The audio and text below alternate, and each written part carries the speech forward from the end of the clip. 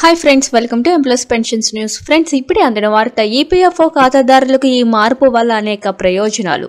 మోదీ ప్రభుత్వం అయితే good news అయితే చెప్పింది. ఆ వివరాలు ఈ వీడియోలో తెలుసుకుందాం. వీడియోని మాత్రం ఎక్కడ స్కిప్ చేయకుండా కంప్లీట్గా చూడండి. వీడియో కానీ మీకు నచ్చినట్లయితే మన ఛానల్ని సబ్స్క్రైబ్ చేసుకోండి. సబ్స్క్రైబ్ చేసుకోవడం వల్ల లేటెస్ట్ పెన్షన్స్ న్యూస్ అన్ని ఎప్పటికప్పుడు మన ఛానల్ ద్వారా మీకు తెలియజేయడం జరుగుతుంది. అదేవిధంగా లైక్ చేసినట్లయితే మరింత మందికి సమాచారం చేరుకుంటుంది. ఇంకా లేట్ చేయకుండా వివరాల్లోకి అయితే వెళ్ళిపోతాం. కేంద్రంలోని మోదీ ప్రభుత్వం ఈపీఎఫ్ఓ విషయంలో అనేక విప్లవాత్మకమైన మార్పులు తీసుకుని వచ్చింది. ఇందులో భాగంగా ఈపీఎఫ్ఓ క్లైమ్ సెటిల్మెంట్ విషయంలో ఆటోమేటిక్ పద్ధతిని అవలంబించింది. దీని ద్వారా ప్రస్తుతం ఆర్థిక సంవత్సరంలో మార్చి 6వ తేదీ వరకు దాదాపు 2.15 కోట్ల క్లైమ్లను ఈ ఆటోమేటెడ్ ప్రక్రియ ద్వారా క్లియరెన్స్ చేసినట్లు పార్లమెంటులో కేంద్ర మంత్రి పేర్కొన్నారు. గత సంవత్సరంతో పోలిస్తే ప్రస్తుతం రికార్డు స్థాయిలో క్లైమ్లు సెటిల్ అయ్యాయి.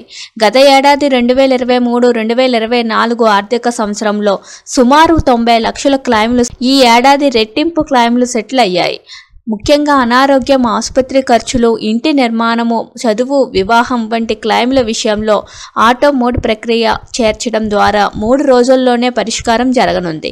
యూఏఎన్ నెంబర్, ఆధార్ సంఖ్యతో అనుసంధానం అయిన సభ్యులు ఈ క్లైమ్ అనేది చేసుకోవచ్చు. అంతేకాదు, ఈ ఆటో మోడ్ ప్రక్రియ సుమారు ₹1,00,000 వరకు విత్డ్రా చేసుకునే అవకాశం ఉంది. ఇటీవల ఈ పరిమితిని పెంచడం వల్ల ఇది సాధ్యమైంది.